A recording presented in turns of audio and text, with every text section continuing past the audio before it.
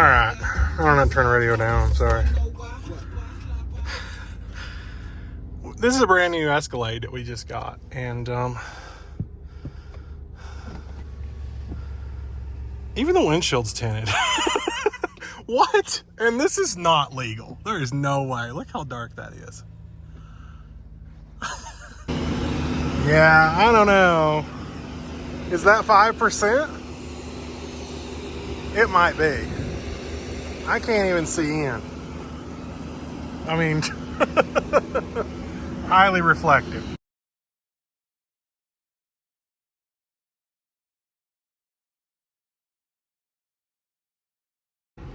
So first impression, you can definitely see a haze on this window, and only in the direct sunlight. In like not direct sunlight, it looks pretty good, but in this, it looks really hazy. So, I mean, sure that's fixed when you get out of the sunlight, but the reflection isn't that big of a deal because you get that on tinted windows anyway.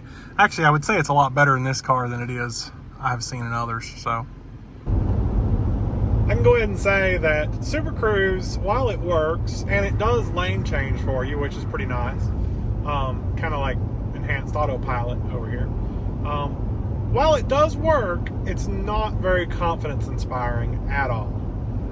It has just turned off on me a couple times. Now this will turn red to let me know that, hey, I'm going to turn off. This is a big curve and I wanted to test this on video. So I've got my hand ready at the wheel. It is holding it. And that's sketchy.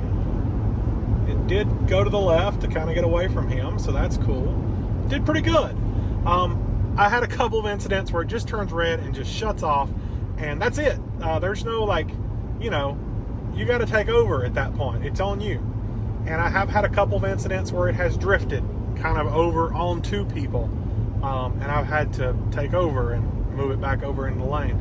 So not as great as autopilot, but definitely better than having to drive. I'll give it that. I'm not having to actually drive. So let's do a lane change. I'm gonna back the camera out. Okay, it's blinking because I wasn't looking ahead. I'm gonna flip the right signal on, and it is lane changing. And then whenever it's finished, you have to turn the signal off. Otherwise, it will just continue to blink. But yeah, that works.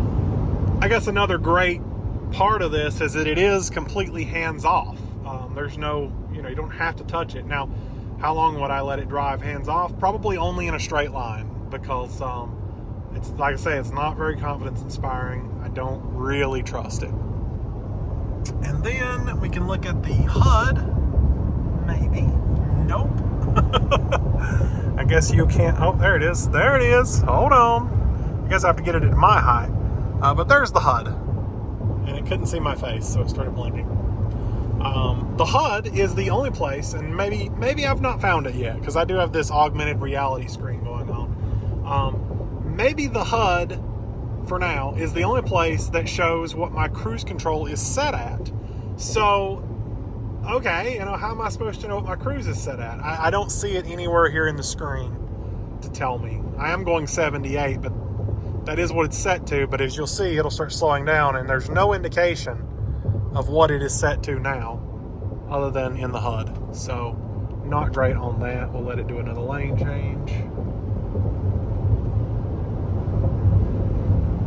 I mean, it's pretty good, but I don't know that I would trust it as much as autopilot.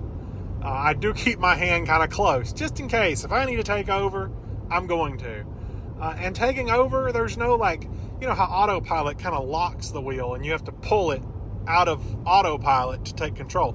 This one doesn't lock the wheel. I can move the wheel over any direction, the slightest, and it will make a change. And it's not, there's no, like, confirmation that you're in or out of Super Cruise except for this light.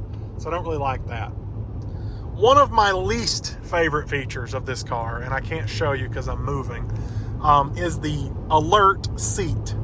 We seen this a couple of years ago in the Suburban, and at the time it wasn't as annoying, so I was like, oh, that's pretty cool. You start drifting out of your lane, it vibrates your seat. It did kind of move over. I don't know if you've seen that. Got beside that truck and it moved over to the left. I like that. Autopilot now does that too, so whatever. Anyway, it wasn't so bad back then because, you know, it was an alert to let you know you were drifting out of your lane. Well, they have doubled down on that, and every little alert vibrates your seat, and it's very prominent now, and I don't like it. I don't like it. So I've changed everything to tone now. I don't want my seat vibrating. I pulled up at a red light and my parking sensor went off, and there was nothing in front of me, but the parking sensor was going off, and it was just causing my seat to continually vibrate. There's nothing I could do about it. So I hated it. So yeah, I turned that off right away. So I just want to give some final thoughts on this car. I am taking it back to Enterprise right now. So, yeah. I only kept it for a day. And the main reason I rented it, I wanted to test out the tinted windshield, tinted windows kind of thing. See how I liked it, if I could live with it. Do I want to do this to my car? And no, I don't. I don't want to do this to my car. The windshield, I don't know what percentage it's tinted because my tint meter can't go through a solid glass. It has to go through the edge of glass. And if I made a guess, I would say it's more than 50%. It's either 50 or maybe 20. I'm kind of leaning toward 20, but I don't know for sure. The side windows, front are 3% metered, and then the rear windows are 0% metered. I do like the sides dark. That's pretty neat. The windshield, dangerous. Not funny. I don't like it. Drove the car last night. I wanted to drive it at night to make sure, you know, this was acceptable, and it absolutely was not acceptable. And I hated it. So I called my coworker and I'm like, look, I'm just going to take it back. I was going to keep it for a week. I was going to make a detailed, solid review on it. But no, not anymore. So I'll just do the best I can for the next 5 minutes that I have before I get there. So Super Cruise helps. I made a couple clips. I've probably already thrown them in, or I will throw them in. We'll throw them in here. I don't know. Anyway, Super Cruise helps, but I do not rely on it. Could not rely on it because, you know, it has just disabled on me. Also, the lane change, like I said, you know, it's kind of like Tesla. It's pretty cool.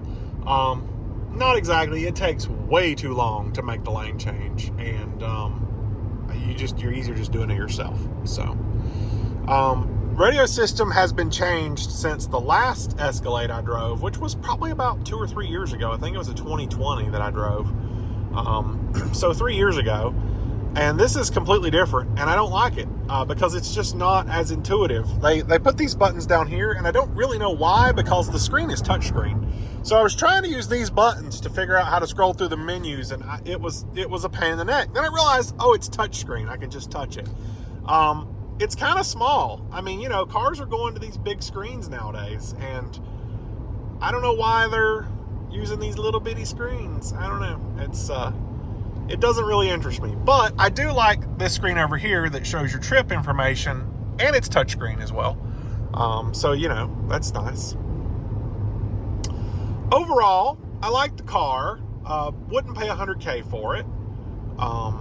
This is, although it's bigger and it's supposed to be more luxurious, this is kind of on the same level as my Durango, in my opinion. And the Durango's half the cost. I like the Durango just as much as I like this. There are little things I don't like about it, but I could live with it. I could daily drive it, but not for $100K. So, sure, my Durango doesn't have Super Cruise, but, you know, there's no like, oh my gosh, is it going to hit somebody, you know? So, no worry there. So, yeah. See, I just moved it over manually. I didn't even hit the signal. I'm just like, yeah, okay, cool. Oh, see, there it goes. And now it just cut off. And now we're going to the left. So that's cool. There's your example of how Super Cruise does not work. And now it's completely off. Okay. Well, I guess I'm driving now. Okay, now it's back on, I guess. All right. So yeah, that's my I don't like it. It's an okay car, but it's not a $100,000 car. But that's kind of the story of GM in general. Way overpriced, way not worth it. Cheap material, not as nice as you might think. So I do like the mirror that is a camera. More companies should do that. And Jeep has cars that do that. The Grand Cherokee does it now, but the Durango still doesn't. So I like it though. I do like it.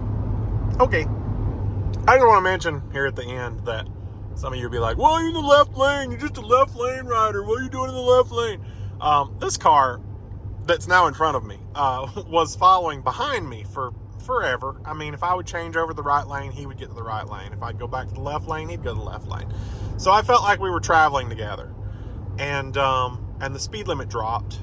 And that's the only reason he passed me, is because I slowed down and he didn't. So, yeah.